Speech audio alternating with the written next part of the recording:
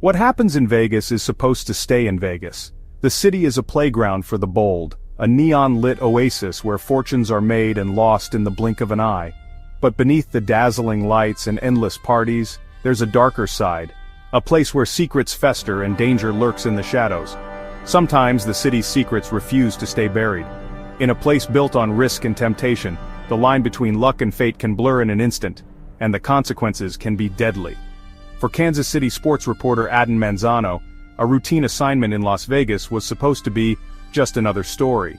But a chance encounter on the casino floor would allegedly set off a chain of events that no one could have predicted, one that would ultimately end in tragedy, far from the glitz and glamour of the Strip.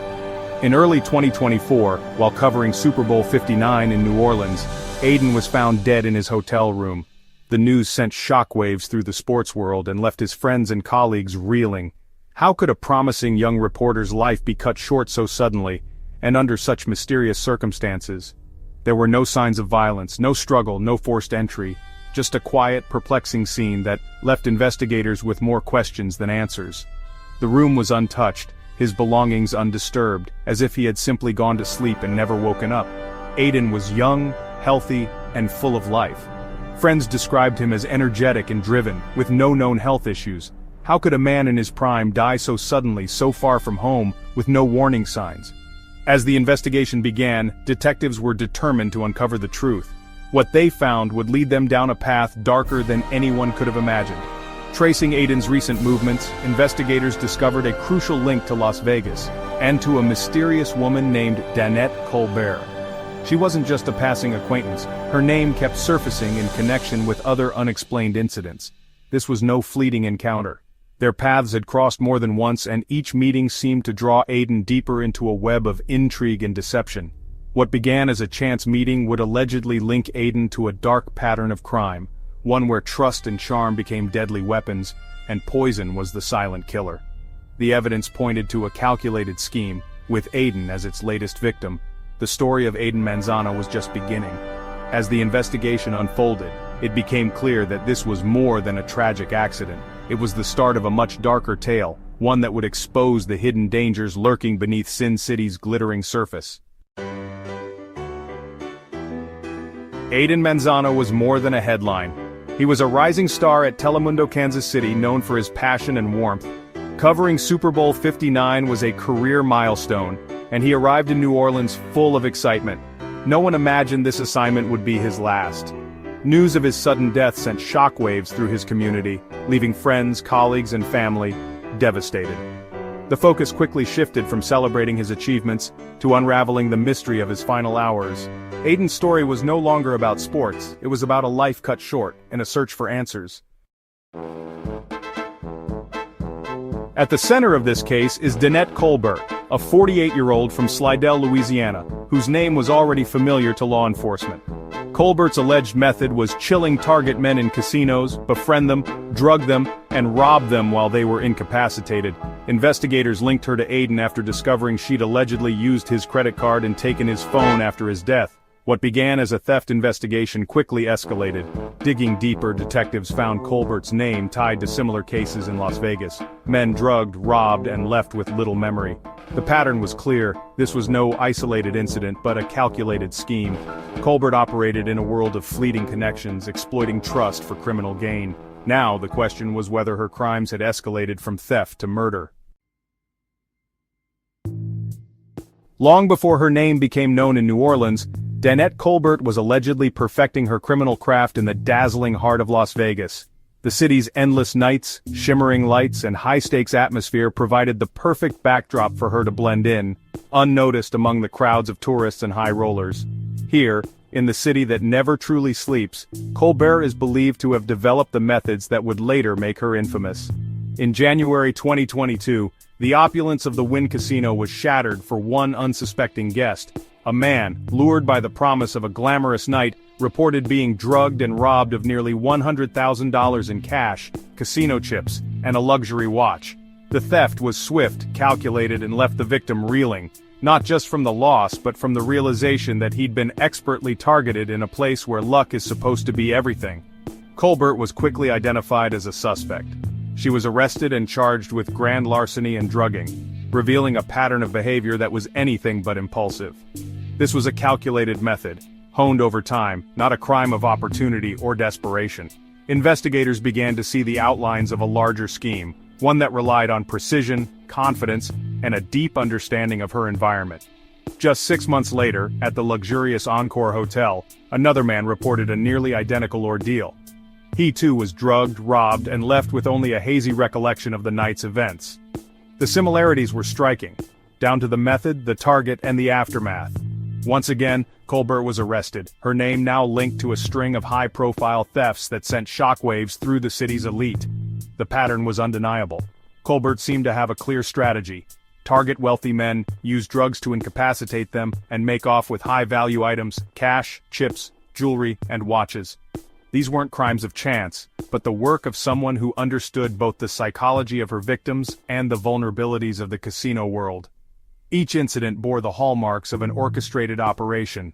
Surveillance footage, witness statements, and the timing of the crimes all pointed to a level of planning that went far beyond simple theft. Law enforcement began to suspect that Colbert might not be working alone, and that these incidents could be part of a broader network of similar crimes. For investigators in New Orleans, the Las Vegas cases provided crucial context. They realized that Aden Manzano was not the first victim, far from it. But he might be the first whose encounter with Colbert ended in tragedy. The connection between the two cities became a vital lead, helping detectives piece together a timeline and a modus operandi that spanned state lines. As the evidence mounted, so did the urgency. Detectives pored over surveillance footage, tracked financial transactions, and interviewed witnesses, determined to build a case that would hold up in court.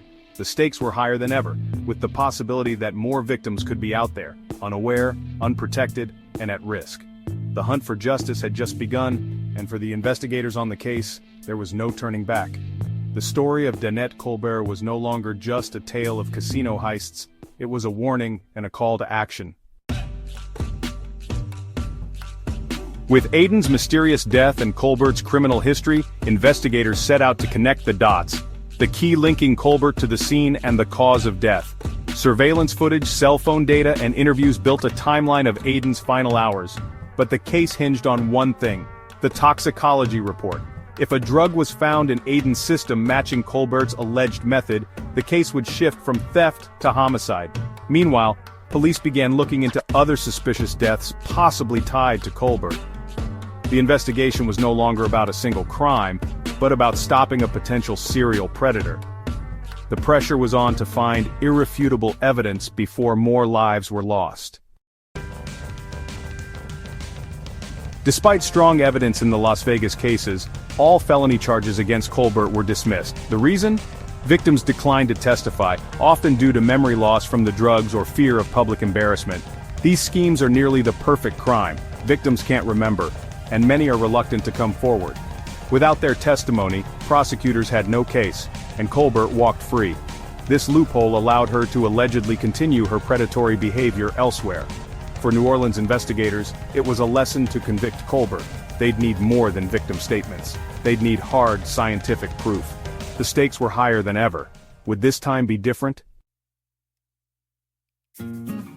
Finally, the evidence in Louisiana was enough. Danette Colbert was arrested. The charges now went beyond theft. The possibility of murder loomed. Prosecutors would use her alleged pattern in Las Vegas to establish intent and method. The case now hinged on toxicology reports. If Aden was poisoned, murder charges would follow. For Aden's family, the arrest brought hope for justice, but the legal battle was just beginning. The search for answers had led to a suspect, but the fight for accountability was far from over.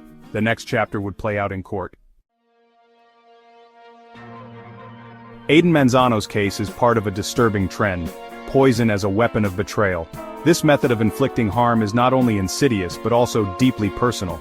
It preys on the inherent trust we place in those closest to us, turning everyday interactions into potential threats. Poisoning requires trust, turning a shared drink or meal into a deadly trap. The act itself is a perverse twist on the intimacy of sharing food and drink, making it all the more horrifying. The very things that bring us together can be weaponized against us. Across the world, similar cases have shocked the public. In Colorado, dentist James Craig stands trial for allegedly poisoning his wife. His case has drawn significant media attention, highlighting the shocking nature of such betrayals. In Australia, Aaron Patterson was convicted of killing family members with toxic mushrooms. These cases are not isolated incidents but part of a larger, more disturbing pattern. These crimes are intimate, calculated, and often hidden in plain sight. The perpetrators exploit the trust and love of their victims, making the betrayal even more profound. The tools of daily life, food, drink, medicine, become weapons in the hands of those we trust most. This transformation of everyday items into instruments of harm is both terrifying and tragic. The story of Danette Colbert and Aiden Manzano is a chilling reminder. Danger can arrive quietly, disguised as friendship or romance. It underscores the unsettling reality that those we hold dear can sometimes harbor the darkest intentions. It's a betrayal that devastates families and communities. The emotional and psychological toll of such acts is immeasurable, leaving scars that last a lifetime. And it's a warning that sometimes the greatest threats come from those closest to us. This unsettling truth forces us to reconsider the nature of trust and the potential for betrayal in our most intimate relationships. As of July 2025, the story of Aiden Manzano and Danette Colbert remains unresolved. The central question, was Aiden intentionally poisoned, awaits a courtroom answer. For Aiden's loved ones, the wait is agonizing as they hope for closure and accountability. The prosecution must weave together evidence, motive, and science to prove their case beyond doubt. The outcome is uncertain, but the case is a powerful cautionary tale about trust, vulnerability, and hidden dangers. The final chapter has yet to be written. We'll continue to follow this case and bring you updates as they unfold. For more true crime stories, subscribe and stay tuned.